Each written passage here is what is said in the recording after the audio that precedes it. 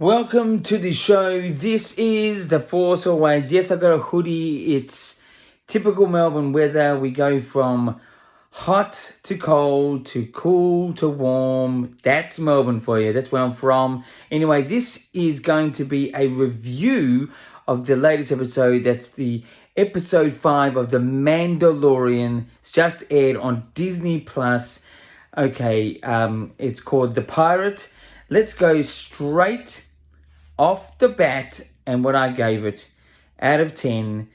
This one is an 8.5 out of 10.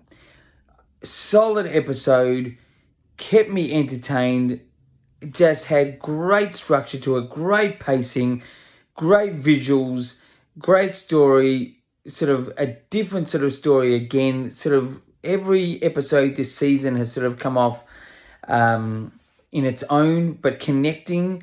It's not sort of moving fast forward, but that's good. It's sort of, a little bit idle at the moment, but it's great. Like this, it had a lot of Return of the Jedi sort of vibe about the celebration. And I should say, there is spoilers in this particular review. It had, in the celebration, the war, the fighting, the grittiness, it had a real Return of the Jedi feel, like especially at the start of Return of the Jedi when they were on Tatooine with Jabba the Hutt, things like that. If you can remember that, I'm an old person, so I can remember that. It was definitely great. I thought the end of this particular episode was really, really good. Subtle, not too surprising, but really creepy, really just a great idea. Again, great storytelling in its visuals, how the ship was idle, just very ghostly sort of look. It had, like, I thought the Emperor was going to come out. I thought something like this was going to happen. Even with the probe that came from the R2 unit was a great idea. Looked fantastic. Just gave a depth to the story. The particular X-Wing pilot, I don't know his name. He is seriously great. I love that guy. And he's giving a really good link to the chain about, the Empire sort of being secretly coming back and sort of trying to create a possibility of a comeback, and it just gives intrigue to the story. It just creates interest. Some of the acting in this was, I thought, really good, especially from the X-Wing pilot. I'm sorry, I just don't know his name. And just a solid, good pacing episode. You could sort of see this episode as more like a filler, but to me, it had a real depth to a war and uniting, coming together at the same time, which is quite a contrast to it in itself, but really good. 8.5 out of 10. That's great. Also, just sort of add a bit of news as well for The Force Always. Star Wars Celebration in Europe is less than a couple of weeks away now, so there should be some great news. I will be tracking that and reporting on that as much as I can. My only wish for this particular event is that they announce a solid movie release, and not just say a title, not say this is going to happen, like really lay it down in, just telling the fans and the people the schedule of when they're going to start shooting, when it's going to be released, when it's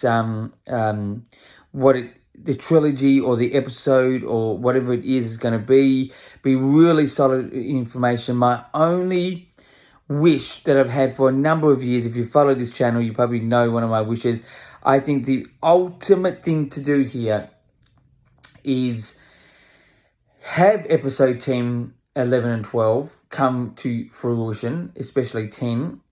And episode 10 should come out in the year 2027. I'll tell you why. Again, it will be the 50th anniversary for Star Wars. It will be number 10 for the episode saga.